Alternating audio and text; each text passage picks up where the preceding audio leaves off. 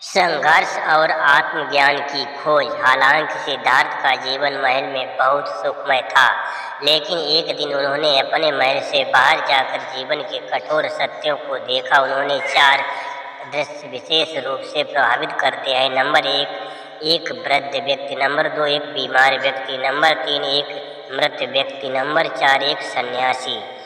इन दृश्यों ने उनके मन में गहरी व्याकुलता उत्पन्न कर दी और उन्हें ये समझ आया कि जीवन केवल सुख और समृद्धि का पर्याय नहीं है, बल्कि ये दुख, बुढ़ापा, बीमारी और मृत्यु से भी जुड़ा हुआ है। त्याग और तपस्या। सिद्धार्थ ने 29 वर्ष की आयु में राजमहल, परिवार और अपनी संपत्ति को त्याग दिया और सत्य की खोज में निकल पड़े।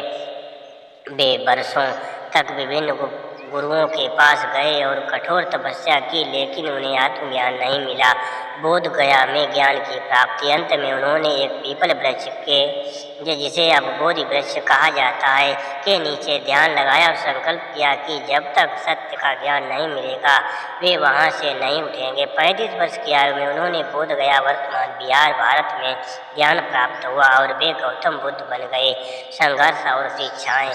गौतम बुद्ध ने अपने जीवन का शेष भाग लोगों को अपनी शिक्षाएं देने में बिताया। उन्होंने 4 आर्य सत्य, दुख, दुख का कारण, दुख का निवारण और निवारण का मार्ग, और 8 फोल्ड मार्ग, सम्यक दृष्टि, सम्यक संकल्प, सम्यक वाणी, सम्यक कर्म, सम्यक आजीविका, सम्यक प्रयास, सम्यक स्मृति और सम्यक समाधि का प्रचार किया।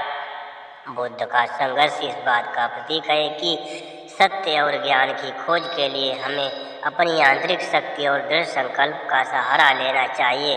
उनका जीवन हमें त्याग, तपस्या और दूसरों की भलाई के लिए काम करने की प्रेरणा देता है।